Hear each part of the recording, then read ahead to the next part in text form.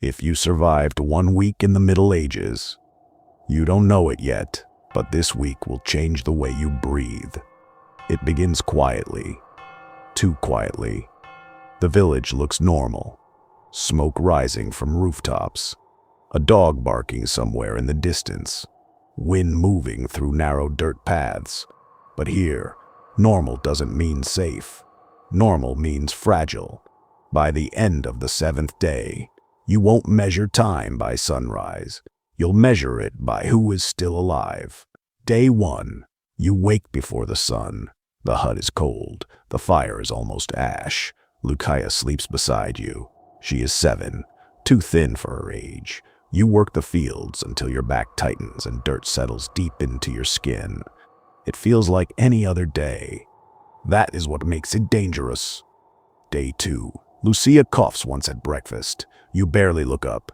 Everyone coughs here. Smoke, dust, cold air. When you return home, she is quieter. She says she is tired. You touch her forehead. Normal. You tell her to rest. You tell yourself it's nothing. Day 3. The cough wakes you in the night. Longer now. Deeper. The fire barely glows. You press your hand to her forehead. Too warm. You lie awake, counting breaths. 1, 2, 3, waiting for the 4th. Day 4. The neighbor's son has a fever. Doors close earlier. Windows stay covered. Lucia barely eats. Her hands feel smaller in yours. There are no doctors, only herbs, only prayer, only waiting. Day 5. Her fever rises. She whispers that she feels cold, but her skin burns. Outside, a cart rolls slowly through the village. Wood creaking, wheels dragging through mud. You don't look, but you know. Her breathing becomes uneven. You bring water, cloth, hope. Nothing changes. Day 6. She stops coughing. For a moment, relief. Then you notice the silence. Her breathing is shallow. 1 breath, 2. A pause too long. You whisper her name. Lucia.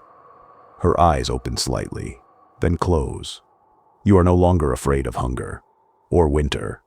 You are afraid of the night, because the night is long and morning is not promised.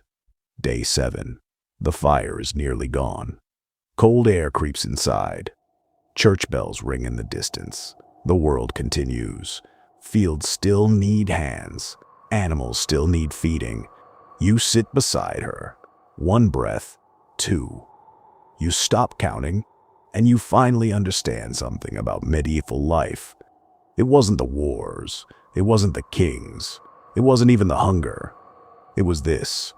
Waiting in the dark. Listening for a breath. Hoping it comes. And knowing sometimes it doesn't. If Lucia survives this week, you will never forget it. If she doesn't, you will never forget the silence. Either way, you will never measure time the same again.